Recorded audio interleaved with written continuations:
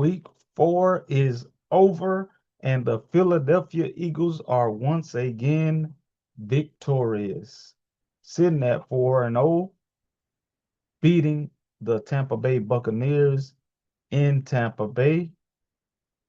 You know, the Tampa Bay Buccaneers have a talented team. They've been a thorn in the Eagles' side over the last four years or so.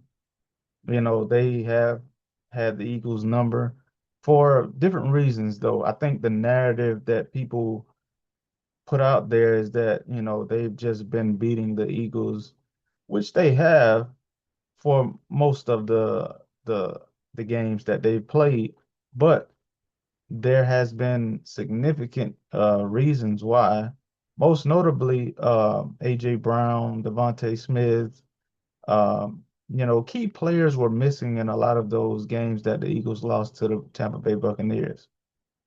But in this game, right, the Eagles, I'm watching the game and it's basically a reverse of what happened last week versus the Los Angeles Rams. Last week versus the Rams, the Eagles came out and they were terrible in the first half of that game, but they still won. This week, the Eagles came out hitting on all cylinders, even starting the game with a blocked punt to score the first touchdown. So I'm looking at the game. I'm sitting here watching the game, and it's like very puzzling why they can come out flat one week in the beginning of the game and then turn it on in the second half of one game of that same game, and then the next week come out hitting on all cylinders in the first half, and then complete flip the script and just do basically nothing in the second half of the same game. So as a fan, I'm sitting here watching the game, right? Don't get me wrong. Let me first say that I am glad that we won the game. A win is a win. I will take a win over a loss any day. The Eagles are 4-0. But man, I do not understand why does it have to be so stressful? Why does it have to be so difficult, especially on offense in particular when I'm watching the game in the second half and Jalen Hurts is just he's throwing the ball to AJ Brown, and the balls are like very off target, very overthrown, and he basically had no chance to catch a lot of those balls a lot of those targets that AJ Brown had in the second half. And Jalen Hurts did not have what maybe had one or two completions in the second half. They kept trying to run the ball with Saquon Barkley up the gut like an inside zone type play over and over and over again. They kept trying to run the ball inside the middle of the Tampa Bay Buccaneers defensive line. And for the life of me, I do not understand why a play caller would do that. The Eagles play caller and Kevin Patullo, who has a AJ Brown, who has a Jalen Hurts, who has a Devontae Smith, who has a Dallas Goedert, who has a Saquon Barkley. Why, oh why would you keep trying to run the ball in the middle of the Tampa Bay Buccaneers defensive line? You have so many great playmakers on that team. And I can only remember Devontae Smith having one catch, and that was in the first half. AJ Brown had one catch. in the first half. I don't know why it's so hard to get the receivers the ball and produce positive plays consistently in this offense. They keep trying to. Now, don't get me wrong. I understand their philosophy pretty much changed, you know, drastically when Saquon Barkley came on the team. And they want to focus more on the running game. And that's cool. But when you're trying to run the ball over and over and over again in the middle of the Buccaneers defense, with Vita Vea sitting in the middle of that defense, with the linebackers playing in the box, with the safeties kind of cheating up, like everybody is crowded around the line of scrimmage. They know you are going to run the ball. They are not respecting any deep passes.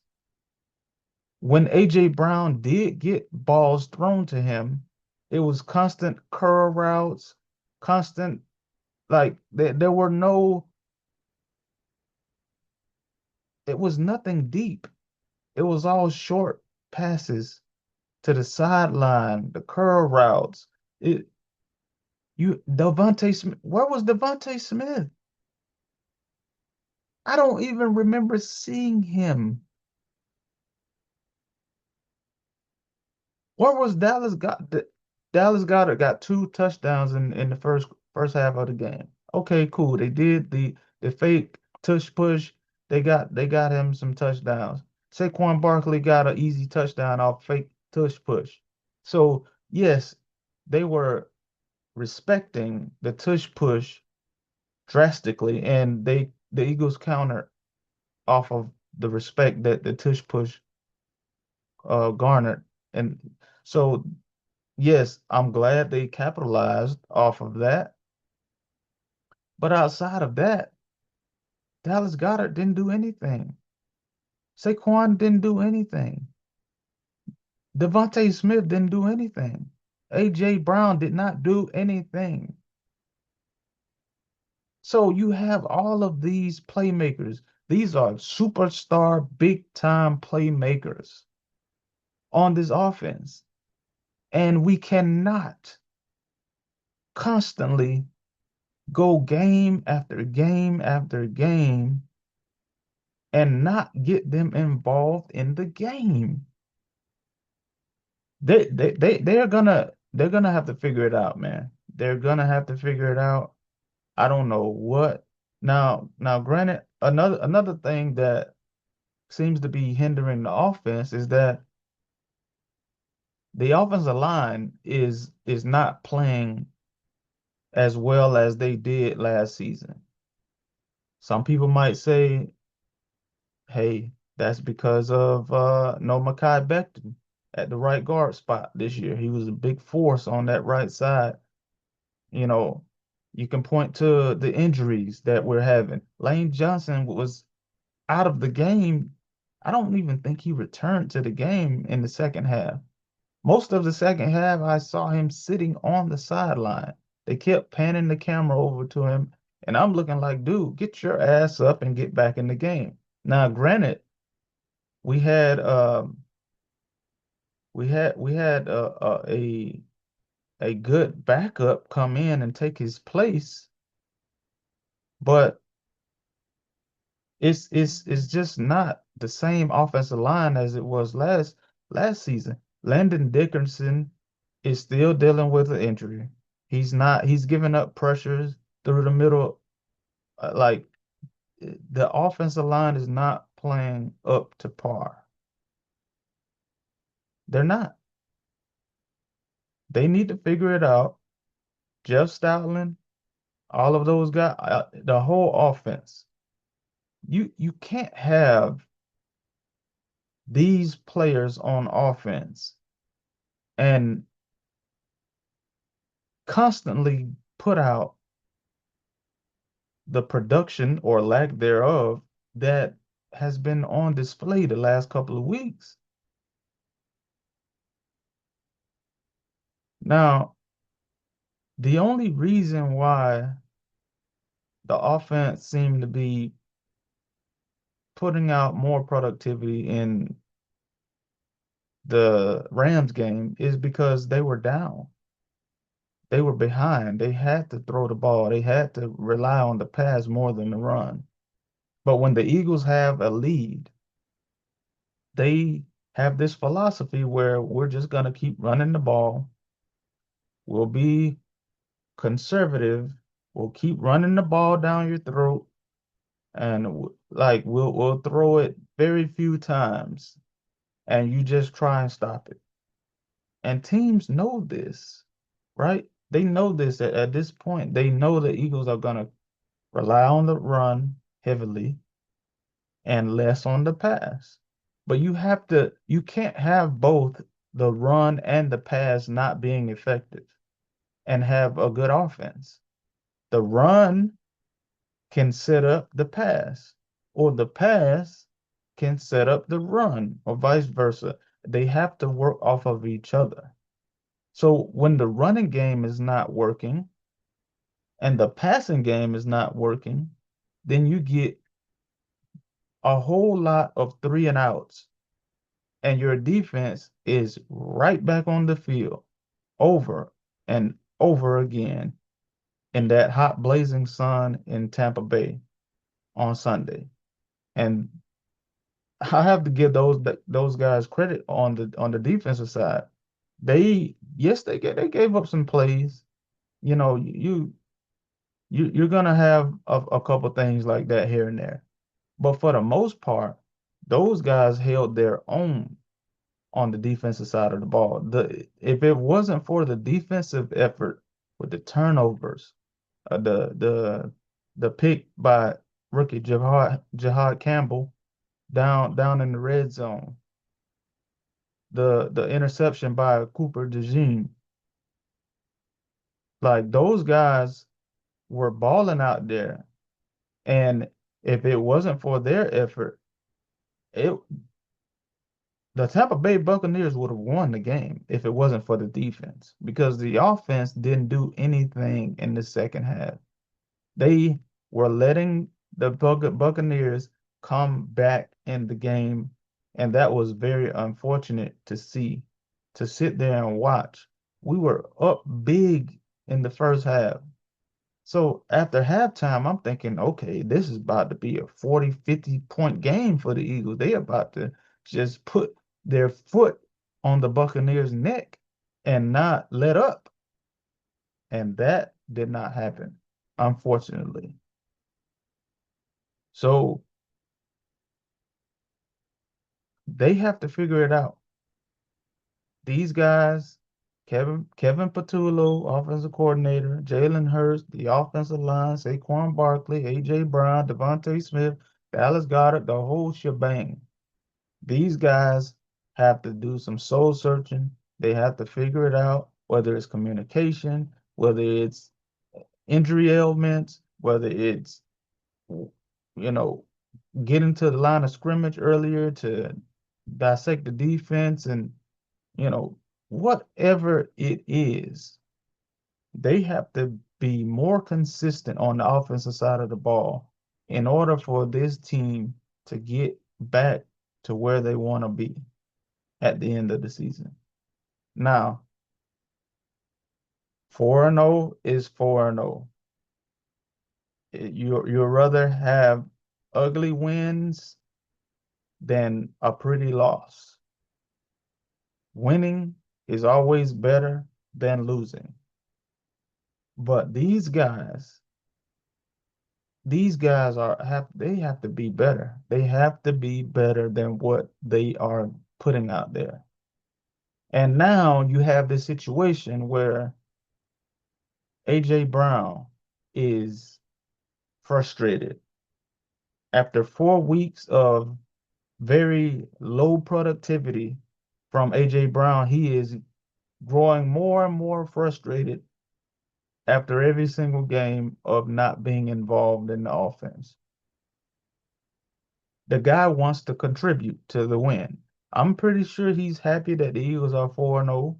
I'm pretty sure that Devontae Smith is happy that they are 4-0. I'm pretty sure Saquon Barkley and Jalen Hurts are all Dallas Goddard are all happy that they are 4-0. But it has to be better. Now, you got AJ Brown going to social media, putting out this cryptic message, and I'll display it up here on the screen. He's putting out this cryptic message after the Eagles game about quietly withdrawing and, like, listen, we don't need this. And there's no reason for it. Just get your playmakers involved. The last thing any of us want to see is that this thing starts spiraling out of control with AJ Brown and Devontae Smith. Like these guys, they want to be involved in the game. They want to be involved in the success. And when you go 4 weeks and you don't even sniff 50, 60 yards, 70 yards, 80 yards as a wide receiver week after week after week, when you know you are highly capable of contributing and opening up the offense in big ways. Jalen Hurts and AJ Brown and Devontae Smith, these guys need to stay on the practice field after practice, throwing, running routes, communicating, whatever the hell they need to do to get it in order. Because you cannot continue. Now, yes, they have been winning 4 in a row, 4-0. Yes, they have been winning, but there's gonna come a time where it's not gonna be in their favor if they keep playing this way. You can't go through games consistently and not have more from your offense. There's gonna be games where the defense is not getting two, three turnovers. There's gonna be games where the special teams is not blocking field goals and punts. There's going to be games where the opposing team comes out and they get hot and they put up 14, 21, 30 points, whatever the case may be, quick points up on you, and you have to come from behind. And now you are forced, just like in that Rams game, you are forced to rely on the pass to catch up. Now you have to play catch up. And maybe the defense is not having a good day that day.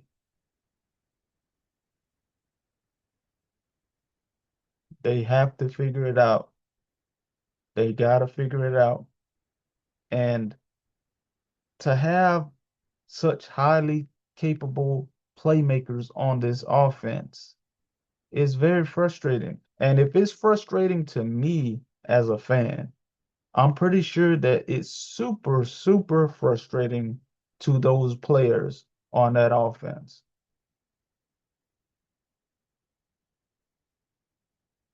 Now, Jalen Hurts, he's got to be better. Now, there's one thing, right, that happened in the course of that game in the second half, right? Jalen Hurts, and I'll try to put the play up on the screen. Jalen Hurts took a hit as he was sliding. He was running out of the pocket, and in the third or fourth quarter, he was running out of the pocket, and he slid, and a Tampa Bay Buccaneers defender hit him. But not in a direct way, but it still looked like Jalen hit his head pretty hard, and he was a little slow to get up after that play. Now, this is all speculation, but maybe he suffered a concussion on that play.